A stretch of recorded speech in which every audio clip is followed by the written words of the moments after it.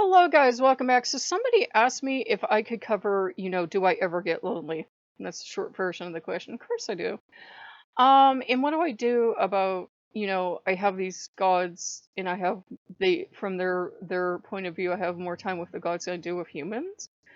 And how do I deal with being, lonely for human companionship because I don't have an earthly spouse or earthly family? And they weren't asking to be mean, they're in the same boat. Well, one, I would really never want an earthly family, but I told them we always have it as a thing on the table. And really, I want to marry Elban from Lacage, and I'm aware he's gay, but so am I.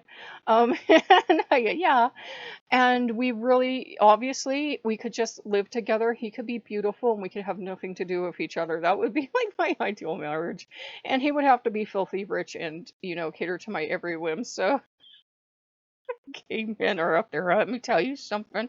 We're not just gonna marry you. And I get that. As a pansexual person, it's like pansexual is the saddest sexuality because so many people you might be romantically or have the feels for, attracted to. They're I can love a gay man to the moon and back and be pining away. It's just not going to work. The same thing for a straight woman. So it's like we are the loneliest people. But not usually, because we usually find a bunch of people to surround ourselves with. I don't know about anyone else, but pansexuals seem to be pretty good about finding our own little unique community. And we surround ourselves with other people that kind of get us. And as for the human companionship, oh my god, I have humans falling out my ears. I don't talk about it on the channel because we're here to talk about the gods, but on a daily basis, I'm making a video for you guys, which is human interaction. I interact with you guys in the comment section, so more human interaction. There are days that like it's crickets, but it's human interaction usually on a daily basis. I get emails constantly from companies of we've shipped something, something, something. That to me is human interaction. I don't care if a bot sent it, some human had to send it out, and I have to interact with it. I am part of the Steam community, so I'm over there daily looking at games, reading reviews, interaction. Have a great bunch of friends. If they don't bother me and I don't bother them, they're awesome. So I've got friends on Steam. I leave my feedback. That's interacting with both the developer and the community at large. People give each other awards, usually in sarcastic tones, because have you met the average gamer? Yeah, yep. And you have your profile and everything. It's all good. That to me is human interaction. I go on Reddit and I eavesdrop and I just watch people having humor interaction. I people watch like I do if I'm ever blessed to go to Walmart and actually sit there in person, I will sit there in the Cinnabon and just eat and just watch people going by, silently judging you. That's my level of human interaction. So I kind of do that too. I get my drink and I get my little snacks and go and read it and I'm like, ooh, what's going on? How interesting. I'm silently on your Reddits watching it. No, it's seriously though, Reddit is good human interaction for me. I don't belong because I just don't play well with others, and I know that, but it's good for me.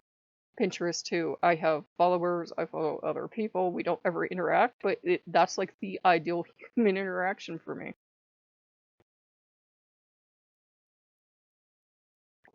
So to me, I actually have humans falling out of my ears, and oh my god, I have neighbors and they are so noisy. So yeah, actual life humans are me. People deliver my mail, people deliver my packages. I do once in a while leave the house. To me, I have human interaction falling out my ears. I have that friend that we call each other once in a blue moon. I'm not keen on one-on-one interaction with people, so maybe it's different. But for me, my needs are more than met. In fact, there are times that I say no Reddit, no Steam, no YouTube. I'm going to, ironically, put on a YouTube video of meditation and go just be with the gods. Or times I actually have to block out time with the gods. I know it comes off as, oh, you spend every moment every day with the gods.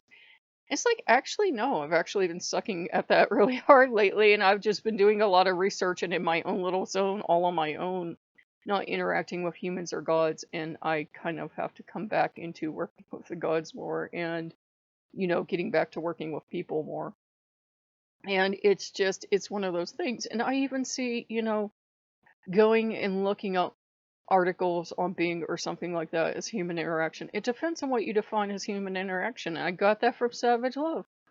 Adults only. Kids shouldn't be on the channel, but if you're delicate, cover your ears until I wave at you. Ready? Cover your ears. It's like in Savage Love. The more things you count as sex, the more sex you get.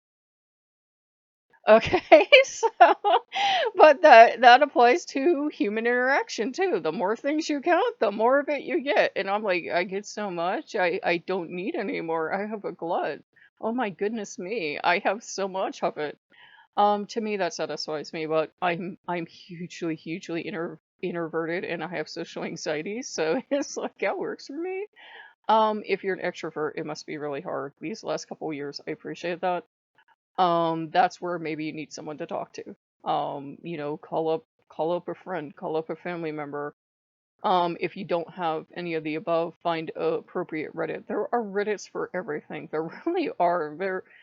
I have all these Reddits saved, like owls and cats and animals, and I have one for like Hindu, and I have all this other stuff. I keep cycling around back to heathenry and then unsaving it, and back to ex-Christian and then unsaving it. But there are Reddit's for everything: hippies, angels, paranormal, whatever.